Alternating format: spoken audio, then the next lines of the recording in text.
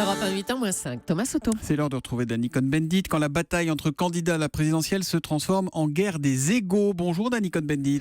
Bonjour Thomas. Alors ce matin au tableau d'honneur des égos, vous distinguez tout particulièrement 3 hommes.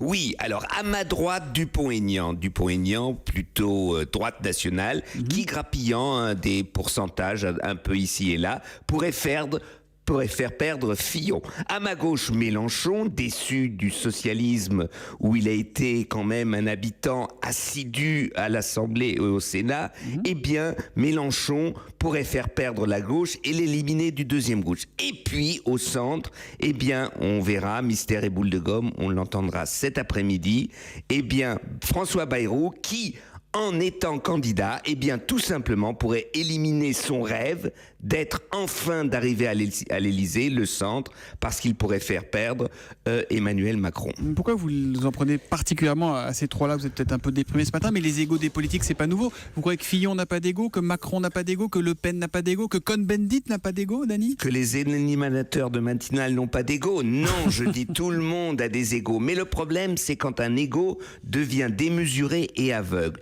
Alors, un égo au service d'une idée, d'une philosophie politique, bien sûr, mais j'avoue que l'élection présidentielle aujourd'hui, eh bien, c'est particulièrement désespérant. Le blablabla du rapport direct entre un candidat, un homme, une femme et le peuple, c'est du blabla, comme je l'ai dit. Non, c'est le rapport direct entre une illusion, le candidat, et une projection fantasmée, les électeurs. Sauf que c'est le principe de la présidentielle sous la Ve République. Il y a un vaste choix sur la table au premier tour, on dit qu'on choisit, et puis on élimine au second. J'invente rien. Non, la Ve République ne fonctionne plus avec la quadrangulation politique. Vous devez au premier tour soutenir le candidat qui vous évitera le pire au deuxième tour. Vous éliminez au premier tour pour vous sécuriser au deuxième.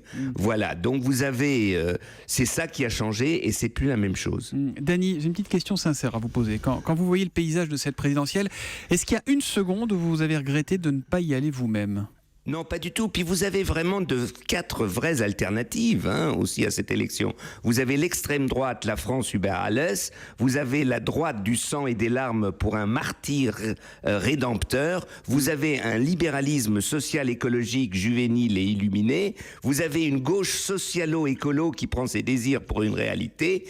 Et une gauche écolo-autoritaire avec un slogan qu'ils dégagent tous pour que je m'y mette. Vous avez d'une alternative et vous n'avez pas besoin de moi. Et puis moi, si j'étais candidat, eh bien vous me perdriez tous les matins, Monsieur Soto, parce que je serais là en train de pérorer sur les ondes, un peu nulle part et partout. Alors que là, on sait, on vous retrouve, c'est tous les matins, c'est à 8h moins 10 sur Europe 1. À demain, Dany. Exactement. À demain, Thomas. Ciao, ciao.